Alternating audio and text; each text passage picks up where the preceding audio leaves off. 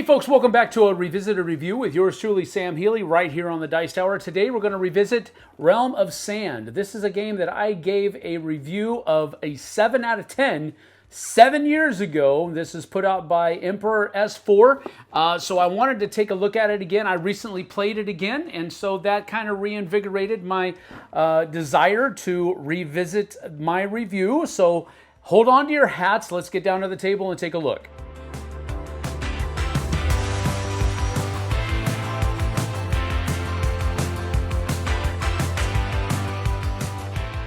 All right, everyone, so I have a two-player game set up here for us, and basically what you have to do is you take all of these tiles that are in the game, and you're going to basically give 3 to each of the players, and then you're going to put them in a circle around these 3 levels of cards, or basically shapes that you're going to try to mimic on your board, and then you're going to take the wizard marker here, and you're going to randomly place it somewhere on the board, and I've just chosen right here to be the start of the track. And now, from now on, this person is going to move in this direction around that circle-ish square, whatever you might want to call it. It looks a little bit more like a square here, but there you have it. Then you're going to take all of these other pieces and put them in their own little piles. Each player is going to get their own player board, and you have an advanced side, and then you also have a basic side that's on this one. So the game basically encourages you to start off with the basic side, but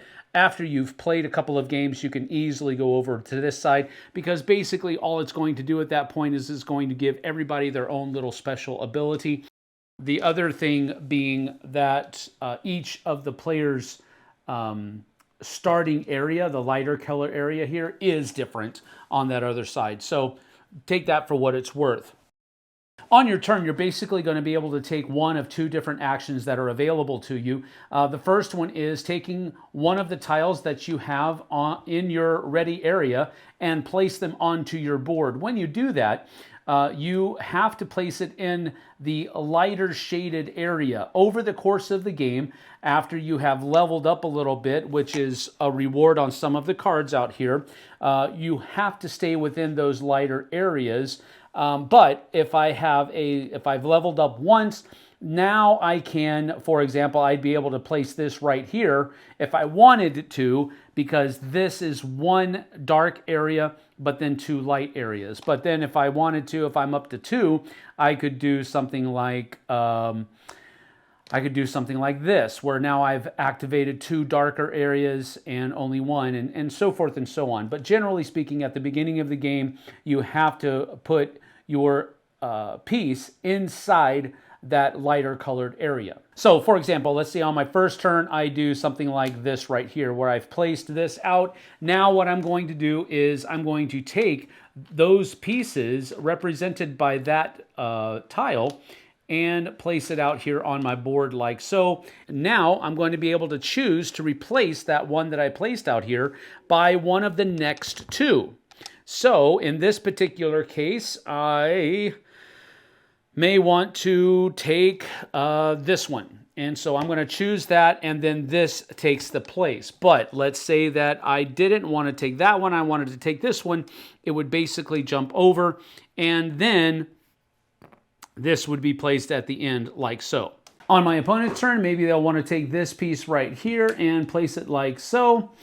Or let's see here, maybe they want to place it like this right here. They want to place it like that right there, and that will be the end of their turn. They're now going to basically choose one of each of these and put it out there the way it has been shown.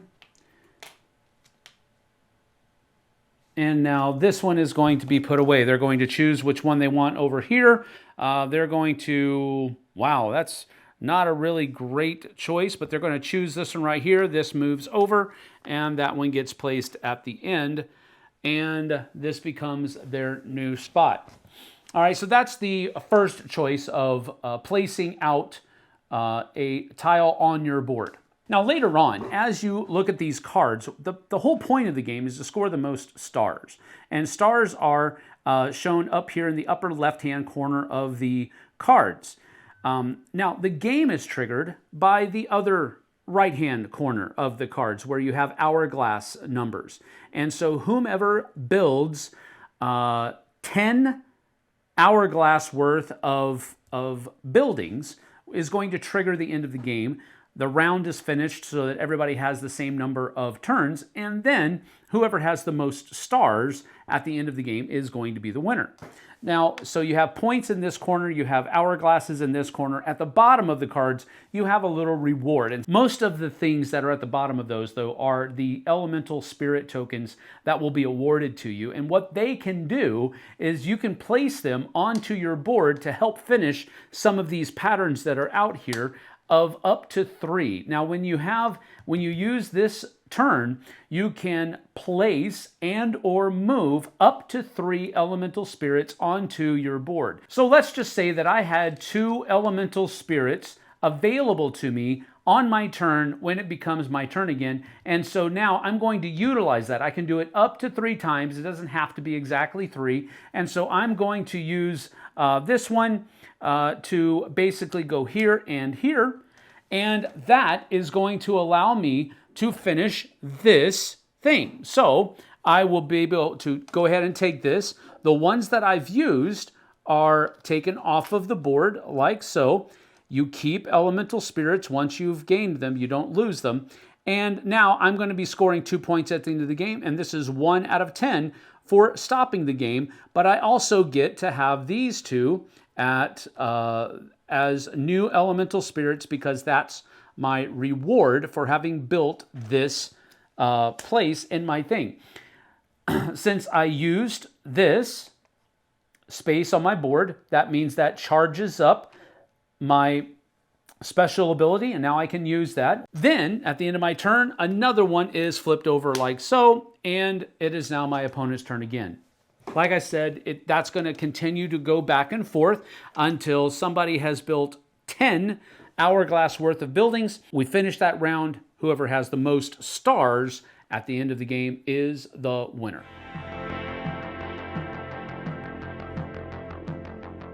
So that's about that for Realm of Sand. It is not a difficult game whatsoever.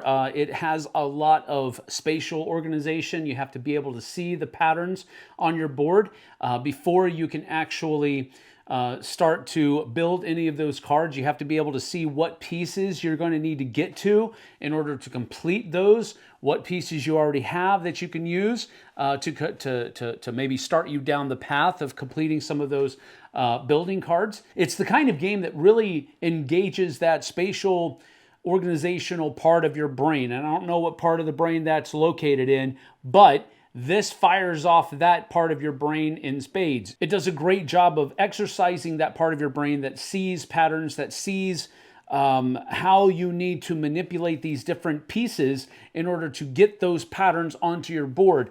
And it's a very simple game, but that simplicity hides a lot of thought that goes behind the simplicity. How you play the game is super simple.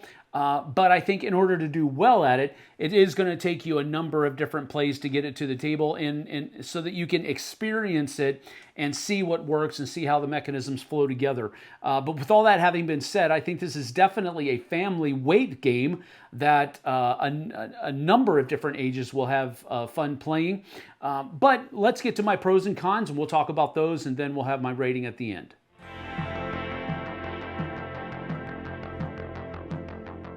First pro is going to be that it does play very quickly. It does play very fast. Now that can be interfered with, if I can put it that way, by analysis paralysis. And analysis paralysis can attack almost anybody at any given time. You almost have to go into this game realizing that you're just going to try to work with what you have available to you. And really what you have available to you are 3 tiles that are in your ready area.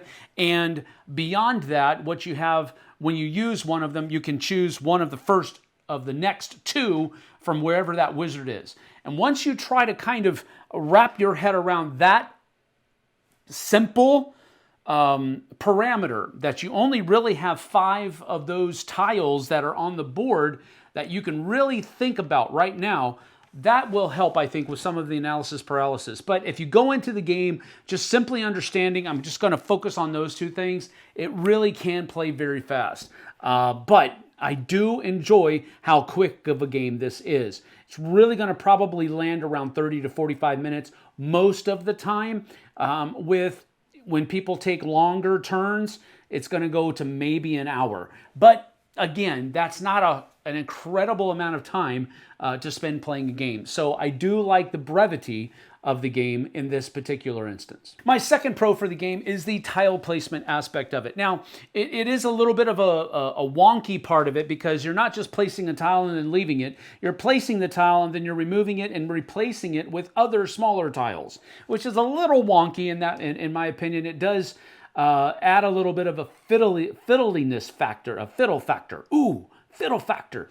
It adds a little bit of a fiddle factor to the game because you do take the piece, you place it on your board, and then you remove it and replace it with the other single squares.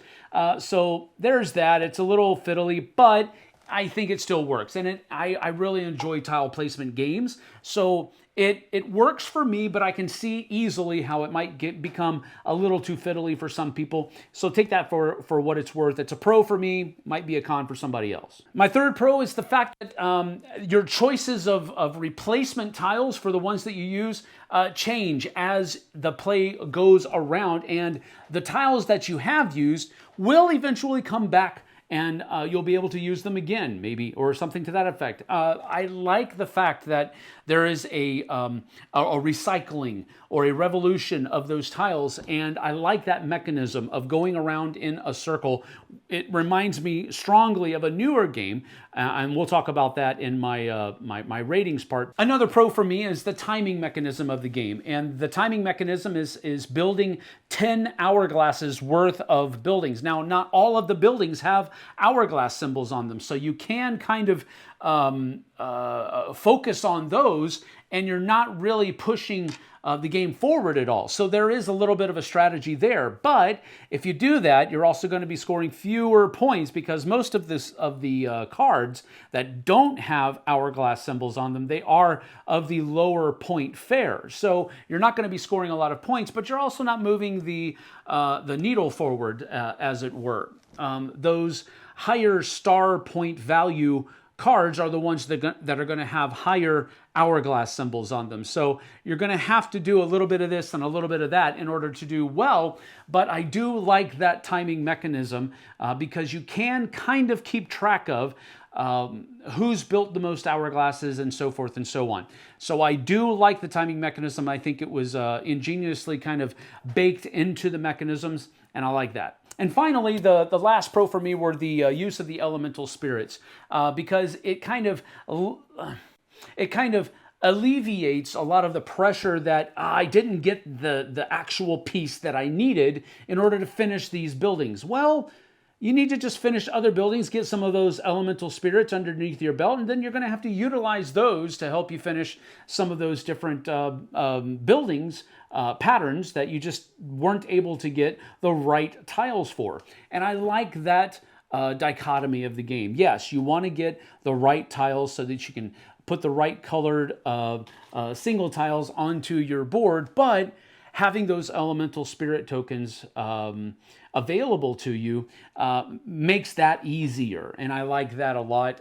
It was a neat little mechanism that I always enjoyed. Now, as far as cons are concerned, for me, it is going to be the same, almost the same as in my previous review. The proclivity for people to have a problem with analysis paralysis really does exist in this game. Now, I still stand on the idea that I usually try to cling to, and that is analysis paralysis is really a player problem. It's not necessarily a game problem, but there are games out there that do have this proclivity to make people stumble or in this area. And the way I put it in the last review is that this suffers from the analysis paralysis problem. I think it's a player problem, but it's not a game problem. But it's definitely there because you can really sweat and grind over getting the optimal pieces that you need to finish the highest point value buildings out there.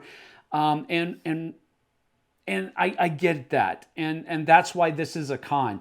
I choose not to play that way more often than not. I try just to use what I have, see what's out there, and see how fast I can get to those different patterns with what I have available. I don't try to grunt and grind my way through to try to get the optimal piece to finish the most, the highest point building out there. I don't win a lot of games either, so take that for what it's worth. But this is a con. You will have, if you struggle with analysis paralysis, not being able to make the right choice in a quick fashion, you sit there and let people watch you think, then you're probably going to do that in this game a little bit. And then if that rubs you the wrong way, then you probably want to stay away from this game because it definitely is there. My other con was kind of mentioned in one of my pros, and that's the tile placement pro. And yeah, this is kind of a fiddly aspect of the game where you have to take the tile that you've placed, remove it, and replace it with 3 other tiles that you could have just left it there. But you would have had to have a lot of tiles produced in order to not have to do that. So I get kind of why the producers decided to do it this way. And it's an easy fix for not having to have as many pieces in the game. But at the same time, I kind of wish they hadn't done that. But it is what it is, right? It's a con, and I can see the fiddliness that's there, but it doesn't bother me that much. But I can see how it would bother other people, so I'm putting it here as a con.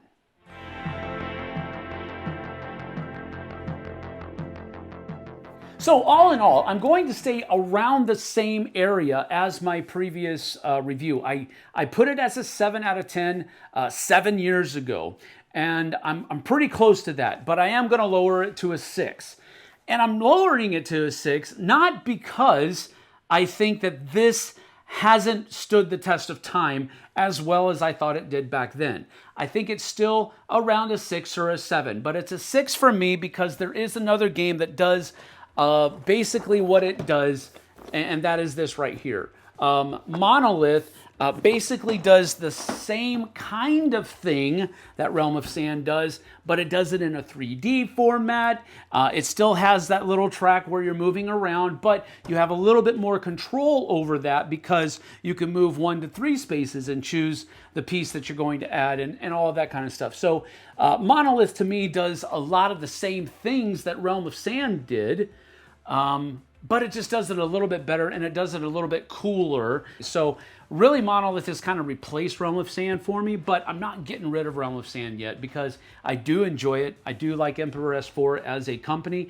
While I don't think you need to own both, I already do. So I'm just going to hang on to it while I can, because getting a hold of this copy again, if I wanted to, might be kind of difficult. But that's Realm of Sand. I'm putting it at a 6 out of 10 now, not because of anything that I don't like about the game more than I didn't like it then. I don't know if I even said that right, but it's just because I found another game that does the same thing in a little bit of a better way. But thanks for joining me. I certainly appreciate it. We'll see you guys and gals on the flip side. Take care.